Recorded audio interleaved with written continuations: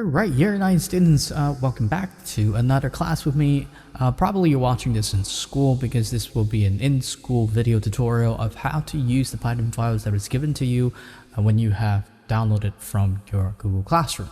Now, I can't show you what Google Classroom looks like, but I'm pretty sure you know how to download all of the Python files all together, and then you just gather all of the files that you need in just any folder anywhere in your school's computer.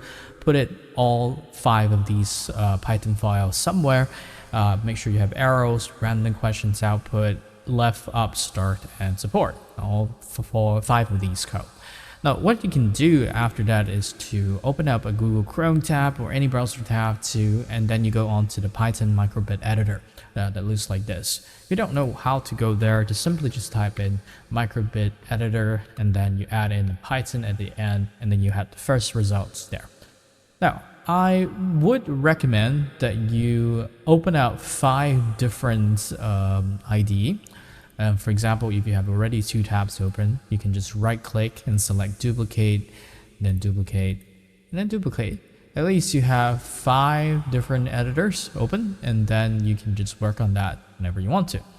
Now, we are definitely not going to use all of the codes that is in the middle, so you don't really have to remove this, because when you import the files from your computer, all these 5 files, it will automatically replace for you.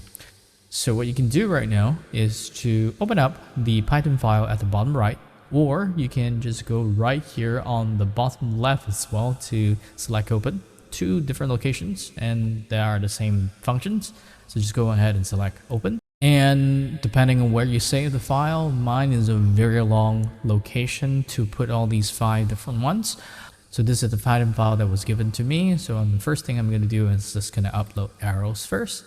And then when I ask you to replace the main code, just go ahead and select confirm, and all of these right here, and then go to the second tab and you open up another Python file, which is the left one, depending which one you have. Just make sure all 5 are being imported, and then the third one, and then you just import the up, and then this. Okay, I did not. All right, let me just upload this one again. And this one, just select confirm, and it will replace everything in the middle. And then the last second, just upload the start and then confirm. This one doesn't really have anything, so just only a few things right here. And then let's open up the support too. All right, so these are the 5 different Python files that was given to from our textbooks. So I'm just going to go through them a very quick one. Once you have already imported all of the Python files, just have a look what these codes actually do.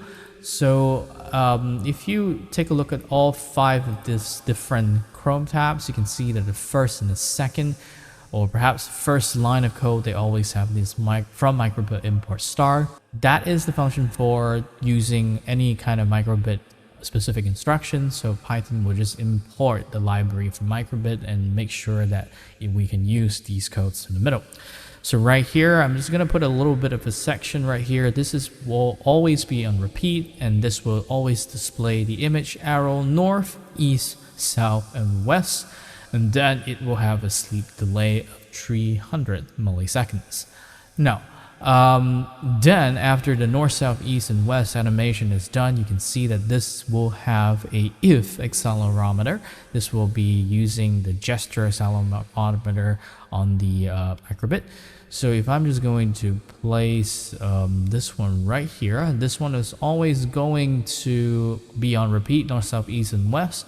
And if I use the accelerometer, so using 12 code, line 12, 13, and 14, you can see that right here this gesture will go to the left, and then the arrow west will show.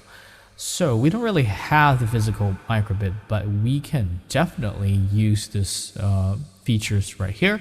So the accelerometer, if I'm not mistaken, is that we can use this little section and then we can just gesture it to the left, and then let's send a signal to the microbit. All right, so the accelerometer is working. So if I have the gesture, it will then show the left icon. And then if I use the gesture or accelerometer to the right, you can see that the arrow should go to the right because on line 16 it has the east arrow. So we're going to test the code right there, and then you can see they're about the same.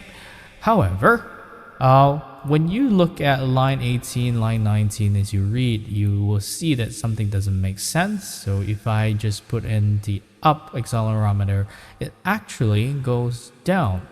It depends. Maybe this is a mistake, or maybe this is intentionally being designed because microbit editor may have something.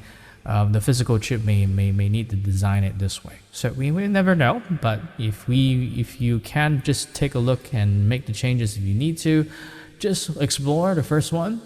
Now the second project right here is to display on repeat, but here has a beginning number. Variable has been assigned a 0 value.